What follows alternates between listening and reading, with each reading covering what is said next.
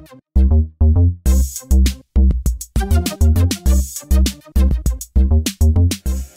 hi YouTube, Mr. Userboss here, and in this video we're going to be taking a look at Prime World Defenders.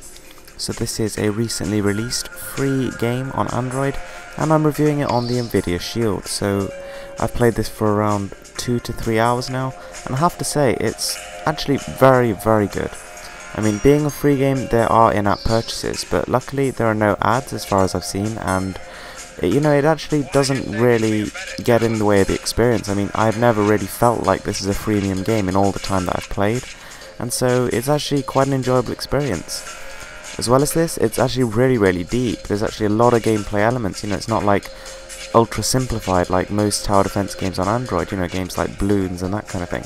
There's a lot of depth. For example, each of these different relics, they actually add attributes to nearby towers, and you can combine these effects to create some pretty devastating combinations.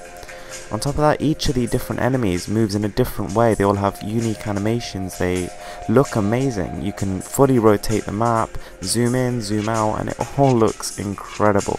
This is probably the best looking tower defense game on Android, probably closely rivaled by Anomaly Warzone Earth, but I would say this game actually just takes it. It's also a massive bonus that it fully supports the Nvidia Shield's gamepad, so that means that pretty much every single action can be mapped to a key on the gamepad. I mean, there are a couple of times where you have to touch the screen, but never in like an obtrusive way. Now also, this game is really hard. I mean, Prime World Defenders has probably one of the steepest difficulty curves I've seen in quite a long time. So I mean, even by the second level you'll be getting absolutely whooped by, scores and scores of enemies of different types and elements, and you'll actually need to read into that and place your towers accordingly. Now what actually separates this game further from the others is that it's card based, as in each tower and each spell is represented by a card. As you progress through the game, you unlock increasingly powerful and rare cards, and it's really quite a rewarding experience. So the game, although it's probably best played on something like the Nvidia Shield, it does play fine on most high-end flagship devices, but as you'd expect, you might encounter some slowdown. But hopefully, I mean, this could probably be fixed with a patch, but the game really does look amazing, so that is to be expected.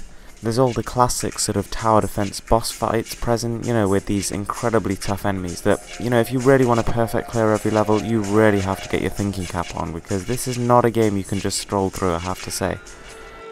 The levels are all accessed via a world map, and this is just totally standard procedure for tower defenses, but, I mean, it works, and, it's nothing incredible, but it does the job.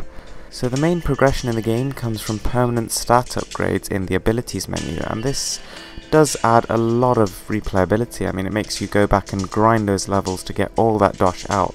But I have to say, this is where the freemium element of the game does come into play, and you will not be forced, but you will be kindly asked to purchase stuff, which is, I suppose, a way of making money and is totally understandable, but a little bit annoying. But I actually say that it's pretty good in this game. They've toned it down quite a lot, and it's by no means excessive, so you can get by and you can have a great time with this game without buying anything.